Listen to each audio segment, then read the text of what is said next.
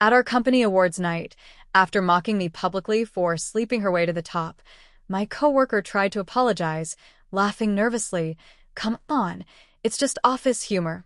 Everyone knows she only got promoted because I turned down the job first. She smirked until I pulled out signed HR letters confirming she had been disqualified for falsifying credentials. The crowd turned dead silent as the CEO thanked me for cleaning up the team. She was fired before dessert was served and blacklisted from 3 companies by Monday morning.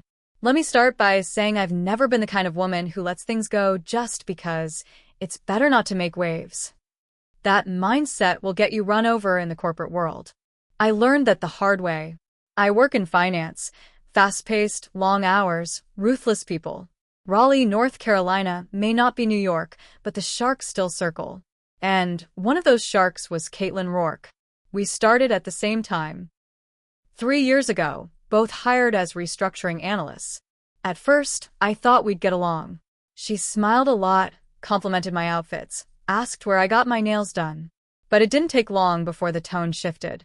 She started repeating little things I said in meetings in a mocking voice. If I led a client presentation, she'd always have a few notes afterward. Never directly, just in passing, always within earshot of someone else. Caitlin's the type who's always been told she was special. She dropped her dad's name whenever it helped, hinted at her Ivy League background, and spent more time networking than actually working. I wasn't jealous. I was tired. I was pulling 12-hour days, eating dinner from a vending machine, making sure my numbers were airtight. Meanwhile, Caitlin strolled in at 9:30, half-assed her work, and still got invited to the exec brunches. But the real tension started 6 months ago. A big client, statewide hospital group, was losing millions due to mismanaged assets. It was a sink-or-swim project. Caitlin tried to lead it, but after 3 weeks, the client asked for her to be removed. Something about lack of clarity. I was asked to step in. I didn't brag. I didn't gloat. I just did the work. That project turned around the whole quarter for our team. That's when I was told I was being considered for promotion. Now here's where it gets ugly. Caitlin started making comments. First quiet ones, like, must be nice to have friends in HR. Then it escalated. You really know how to work a room or a boardroom, huh? She said it with a smile, like it was funny. I didn't laugh. But I didn't confront her either. Not then. See, during that hospital project, I was doing some document prep late one night and pulled up her analyst application to double-check formatting. That's when I noticed something strange. The graduation date from Columbia didn't match the official transcript in her employee file. It bugged me. I checked twice. It was off by a full year. So I flagged it quietly to HR, didn't even tell my manager. I didn't accuse. I just asked if someone could double-check the credentials. They did. And it blew up fast. Turns out she never finished her MBA. She dropped out after 1 year. But on her resume and all her internal bios, she listed herself as MBA, Columbia University. That's a huge deal. We're in finance. That's fraud. HR told me to keep it quiet. They were handling it. So I waited. Weeks passed. Caitlin kept smirking. Kept making her jokes. She had no idea. Then came our annual company awards night. It's held at one of the fanciest hotels in Raleigh. Think candlelight, string quartet, free champagne, all to pat ourselves on the back for working ourselves into the ground. I showed up alone. Wore a navy gown I had altered to fit just right. I wasn't trying to make a statement. I just wanted to feel like I belonged in the room. I was talking to a few junior analysts when I heard her voice carry over the music. Oh, please, Caitlin laughed, clearly drunk. Alyssa only got that promotion because I turned it down. They offered it to me first, but I wasn't about to sell my soul or sleep with upper management. The people around her didn't laugh. Not really. One guy shifted awkwardly. Another actually said, "Whoa, that's rough." I didn't respond. I stood there, looked her dead in the eyes across the room, and raised my glass. Let her gloat. Let her run her mouth. Because I had proof. I had the letters. HR had finished their investigation the week before. I had 3 copies in a manila folder inside my clutch, just in case. 10 minutes later, they called me up on stage. The promotion was announced. Our CEO shook my hand and said, into the mic, "Alyssa has shown leadership, grit, and integrity. And she's helped clean up our team in more ways than one." The room clapped. Some more than others. Caitlin's face? Like she'd just swallowed acid. She stormed up to me near the restrooms later, tried to play it off with a nervous laugh. "You know I was joking, right? It's just office humor. Everyone knows I was next in line until I said no. You shouldn't take it so seriously." Then she smirked again, like I was the one who looked foolish. So I handed her the folder. She looked confused, then opened it. Her face went pale. 3 signed letters. 1 from HR. 1 from the compliance officer. 1 from the director of talent acquisition. All confirming she was disqualified from consideration for promotion due to falsified academic history. She didn't speak. Just stared at the papers. I leaned in and said, "You can talk all you want, Caitlin. But now HR's the one listening." She didn't show up to work on Monday. By Tuesday, her desk was cleared out. Rumor was she got blacklisted from 3 other firms, all ones our company partners with. I didn't smile. I didn't throw a party. I just kept working. But I'll never forget her face when she realized I wasn't just another woman she could step on. I thought that would be the end of it. After Caitlin got fired, things at work were quieter. People treated me with a weird mix of respect and distance, like I was dangerous now. Some whispered.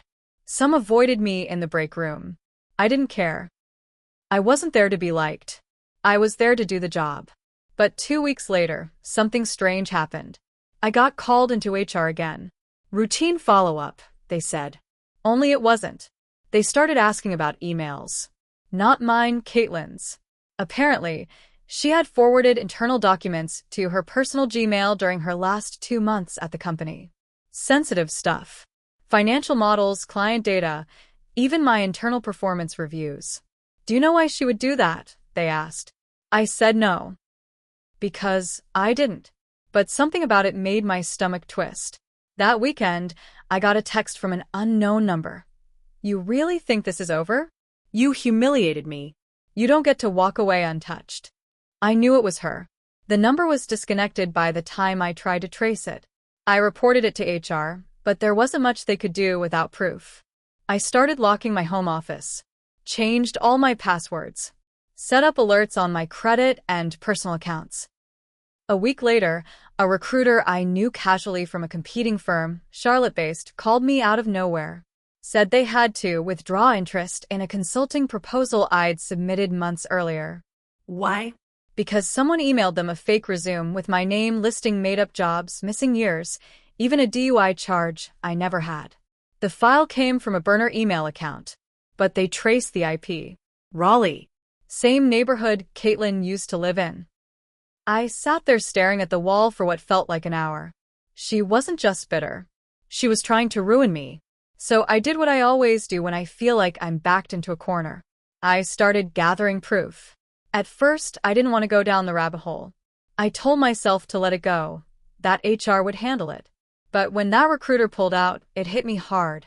My name was being dragged through the mud, quietly behind the scenes. The kind of damage that doesn't show up right away, but poisons your career long term. I pulled up my LinkedIn one night and saw something that made my heart drop. A comment under a post I made about leadership from a profile that looked real but wasn't. Funny seeing this from someone who lies just to get promoted. Be careful who you trust, folks. Fake name. No mutual connections. But the language? It was her. I knew it in my gut. I took screenshots, flagged the account, and printed everything. Then I called a friend. Samira worked in IT security at a firm downtown. She wasn't cheap, but she owed me a favor. Years ago, I helped her out of a bind with her old manager. I didn't go into details. I just told her someone was spreading fake info about me, maybe accessing old systems. She agreed to help off the books. Within 4 days, she got back to me.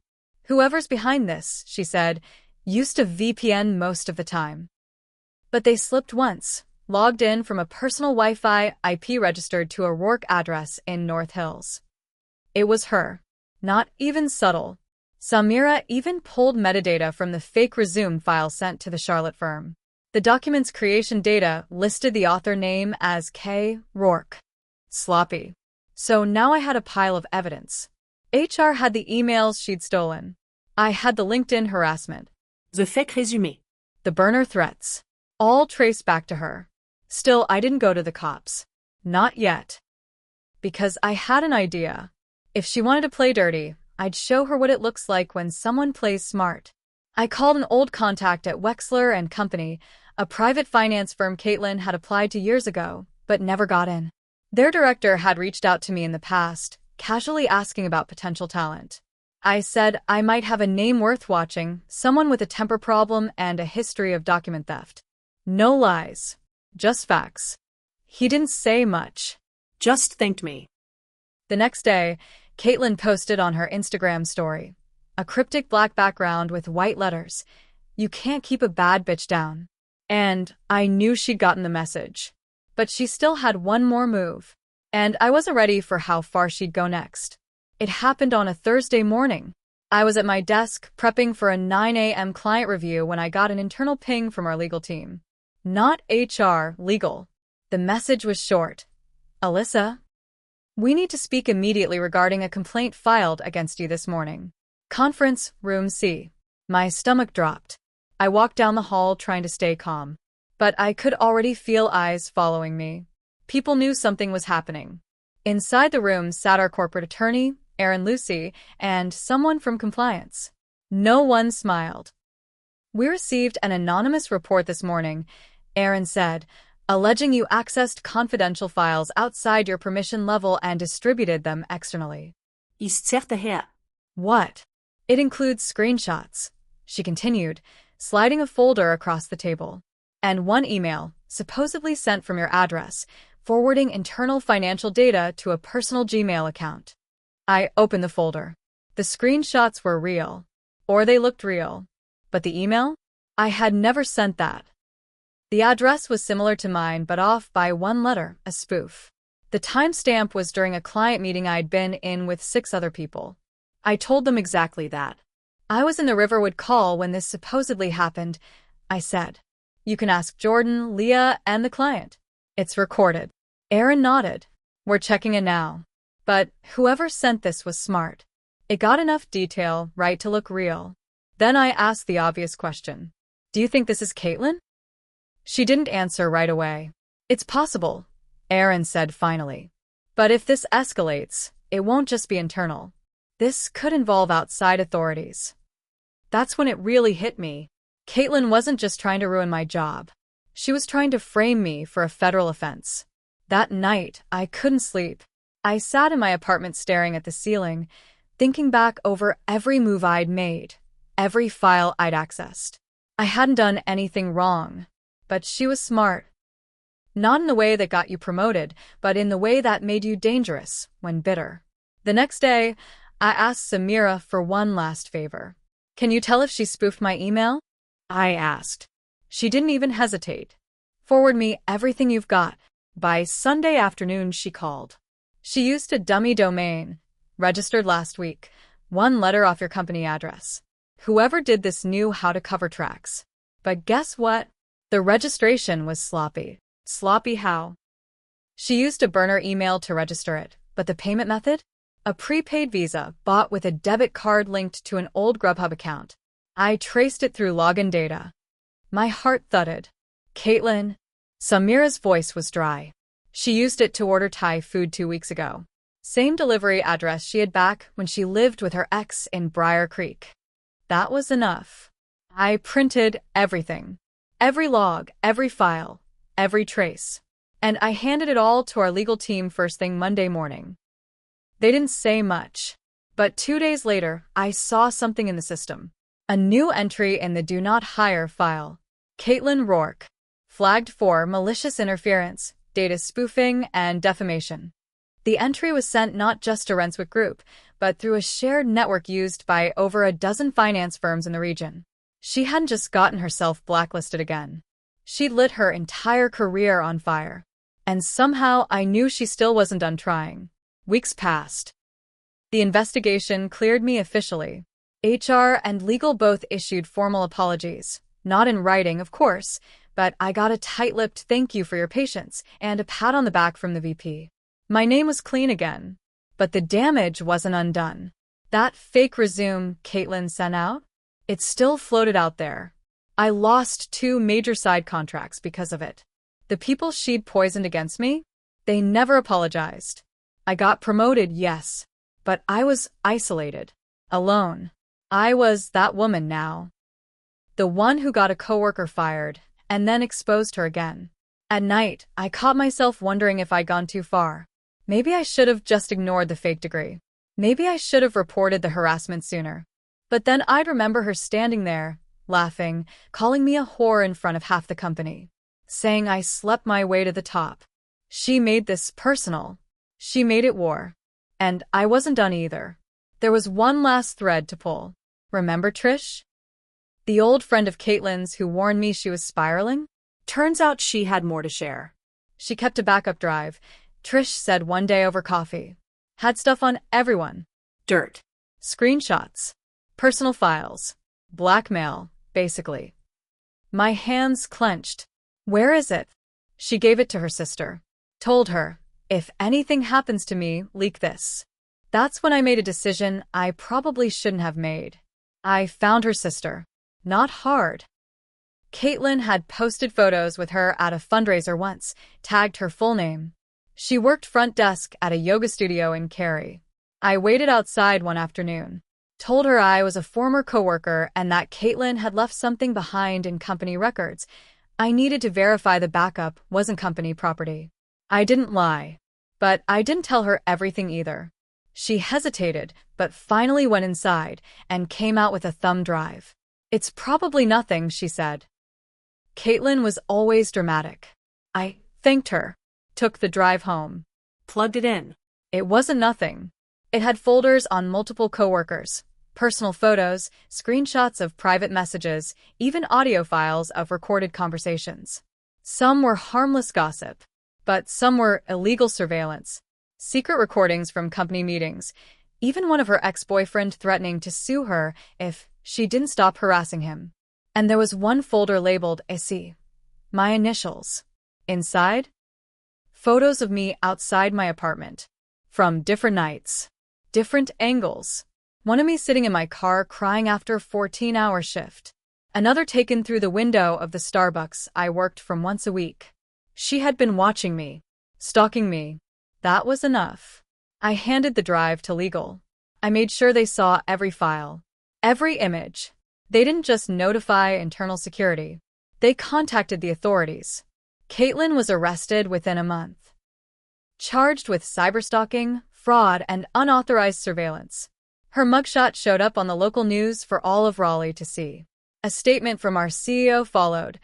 We are committed to protecting our employees and holding bad actors accountable, no matter where they hide. She lost everything. No firm would touch her. No more fake degrees. No more whispers. Just a ruined record and a Google trail that never goes away. But me? I didn't walk away untouched either. I got the promotion. But I lost friends. I lost my comfort. Every move I made felt watched now. Every whisper sounded like the start of another rumor. I became sharper, colder, less trusting. I don't know if that's justice or just the price of survival. But I do know this. The next time someone tries to laugh at my success or smear my name, they'll remember what happened to Caitlin Rourke. And they'll think twice. Because I don't just fight back. I finish it.